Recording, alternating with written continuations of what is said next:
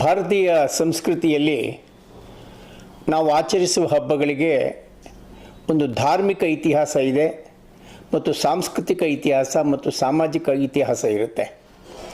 ಅಂತೆಯೇ ನಾವೆಲ್ಲ ಸಂಭ್ರಮದಿಂದ ಆಚರಿಸ್ತಾ ಇರುವಂತಹ ಗೌರಿ ಗಣೇಶ ಹಬ್ಬ ವಿಶೇಷವಾಗಿ ಹಿಂದೂಗಳಿಗೆ, ಭಾರತೀಯರಿಗೆ ಒಂದು ಅತ್ಯಂತ ಪ್ರಮುಖವಾದಂತಹ ಹಬ್ಬ. ನಮ್ಮ ಸಕಲ ವಿಘ್ನಗಳನ್ನು ಪರಿಹರಿಸುವಂತಹ ಆ ಗಣೇಶನನ್ನು ಬಹಳ ಭಕ್ತಿ, ಗೌರವ, ಪ್ರೀತಿಯಿಂದ ಆರಾಧಿಸ್ತಾರೆ ಮತ್ತು ಗಣೇಶನನ್ನು ಮೂರ್ತಿ ರೂಪದಲ್ಲಿ ಮನೆಗೆ ತಂದು ಪ್ರತಿಷ್ಠಾಪನೆ ಮಾಡಿ ಆತನ ಪೂಜೆಯನ್ನು ಮಾಡ್ತಾರೆ. ಹಾಗೆ ಗೌರಿಯ ಪುತ್ಥಳಿಯನ್ನು ತಂದು ಪೂಜೆ ಮಾಡುವಂಥ ಸಂಪ್ರದಾಯ ಉಂಟು. ಹೀಗಾಗಿ ಭಾದ್ರಪದ ಮಾಸದ ಶುಕ್ಲ ಪಕ್ಷದಲ್ಲಿ ಚತುರ್ಥಿಯ ದಿನ ಈ ಗಣಪನ ಹಬ್ಬವನ್ನು ಭಾಳ ಸಂಭ್ರಮದಿಂದ ನಾವೆಲ್ಲ ಆಚರಿಸ್ತೇವೆ. ಈ ಹಬ್ಬದ ಮಹತ್ವ ಒಂದು ಐತಿಹಾಸಿಕ ಒಂದು ಹಿನ್ನೆಲೆಯನ್ನು ಸಹ ಹೊಂದಿದೆ.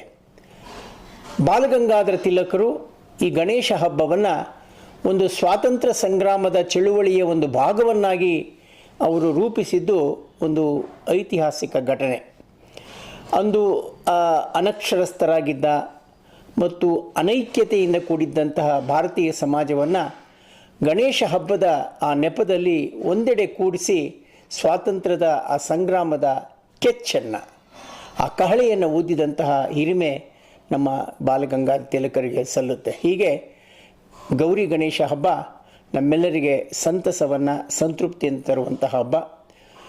ಮತ್ತು ವಿಶೇಷವಾಗಿ ಎಲ್ಲ ಸರ್ಕಾರಗಳು ಈ ಪುತ್ಥಳಿಯನ್ನು ಮಾಲಿನ್ಯ ರಹಿತವಾದಂಥ ರೀತಿಯಲ್ಲಿ ಆ ಮೂರ್ತಿಯನ್ನು ತಯಾರು ಮಾಡುವಂತಹ ದಿಸೆಯಲ್ಲಿ ಹೆಚ್ಚು ಹೆಚ್ಚು ಸಲಹೆಗಳನ್ನು, ಸಂದೇಶಗಳನ್ನು ನೀಡ್ತಾ ಇದ್ದಾರೆ. ಹಾಗೆಯೇ ನಾವು ಸಹ ಪರಿಸರಕ್ಕೆ ಮಾಲಿನ್ಯ ಆಗದ ಹಾಗೆ ಆ ಪರಮಾತ್ಮನ ಆ ಗಣಪತಿಯ ಮೂರ್ತಿಯನ್ನು ತಂದು ಆರಾಧಿಸೋಣ ಮತ್ತು ಎಲ್ಲರೂ ಸಹ ಪ್ರೀತಿ, ಪ್ರೇಮ, ವಿಶ್ವಾಸದಿಂದ ಈ ಹಬ್ಬದ ಆಚರಣೆಯನ್ನು ಮಾಡೋಣ. ನಮ್ಮಲ್ಲಿರುವ ದ್ವೇಷ, ಅಸೂಯೆಗಳೆಲ್ಲ ದೂರ ಆಗಿ ನಮ್ಮಲ್ಲಿ ಮಾನಸಿಕ ನೆಮ್ಮದಿ, ಶಾಂತಿ, ಸಂತೃಪ್ತಿ ಸಿಗಲಿ ಅಂತ ಆಶಿಸಿ ಗೌರಿ ಗಣೇಶ ಹಬ್ಬದ ಶುಭಾಶಯಗಳನ್ನು ನಾಡಿನ ಎಲ್ಲ ಜನರಿಗೆ ನಾನು ಅತ್ಯಂತ ಪ್ರೀತಿಪೂರ್ವಕವಾಗಿ ನೀಡಲಿಕ್ಕೆ ಬಯಸ್ತೇನೆ. ನಮಸ್ಕಾರ.